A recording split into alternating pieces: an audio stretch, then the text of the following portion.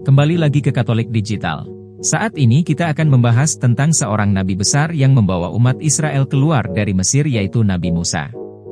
Kita tidak akan membahas bagaimana Musa menyelamatkan bangsa Israel dari Mesir, tetapi membahas mengapa seorang Musa yang telah banyak berperan dan melakukan mukjizat besar tidak diperbolehkan Allah masuk ke tanah perjanjian. Musa jelas adalah seorang hamba Allah yang luar biasa. Kesetiaannya pada Allah tidak diragukan lagi. Ia adalah salah satu nabi terbesar dalam perjanjian lama. Akan tetapi, alasan mengapa Musa tidak masuk ke tanah Kanaan adalah karena Musa tidak taat kepada Tuhan. Lah kok bisa? Cerita bermula ketika bangsa Israel kehausan di padang gurun, sebuah peristiwa di Meriba. Mereka bersungut-sungut meminta air kepada Musa dan Harun. Kemudian, Tuhan memerintahkan Musa untuk berkata kepada sebuah bukit batu supaya mengeluarkan air. Dengan demikian, air akan mengalir dari batu itu dan Musa dapat memberikan air itu kepada umat dan binatang ternak mereka. Setelah diperintahkan demikian, Musa tidak melakukan tepat seperti yang diperintahkan Tuhan. Ia melakukan dua kesalahan.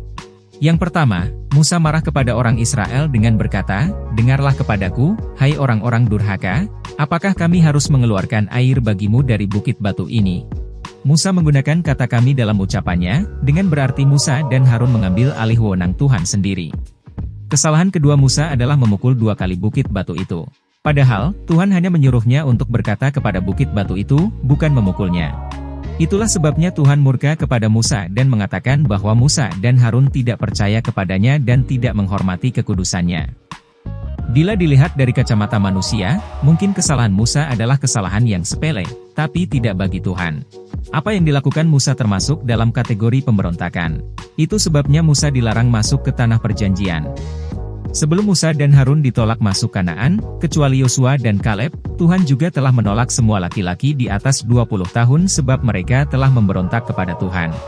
Hanya Yosua dan Kaleb, bersama perempuan dan laki-laki dengan usia di bawah 20 tahun yang Tuhan izinkan masuk tanah perjanjian. Di sini, Tuhan berlaku adil bagi siapapun, tidak peduli itu umat biasa atau pemimpinnya. Justru pemimpin umat sudah seharusnya memberi teladan untuk taat kepada Tuhan. Selain Maha Kasih, Tuhan juga Allah pencemburu. Bila kita menduakan Tuhan, Ia tidak segan untuk berbuat sesuatu. Ingat ketika peristiwa di Babilonia. Akan tetapi Ia juga Allah yang Maha Pemurah. Pada Kejadian bab 18, ingat ketika Tuhan tidak jadi menghancurkan kota Sodom dan Gomora setelah Abraham berbicara kepada Tuhan karena ada 10 orang benar di sana. Kegagalan Musa masuk ke tanah perjanjian tidak seketika meruntuhkan kebesaran namanya. Musa tetaplah seorang nabi besar yang punya peran sentral dalam sejarah bangsa Israel. Ia membantu membebaskan bangsa Israel dari perbudakan Mesir, membuat tanda-tanda dan mukjizat besar. Ia sulit ditandingi oleh tokoh-tokoh lain dalam perjanjian lama. Meskipun saat itu Musa tidak masuk ke tanah Kanaan, sekitar 1200 tahun setelah kematiannya, Musa masuk ke tanah perjanjian ketika muncul di Gunung Kemuliaan bersama dengan Elia dan Yesus.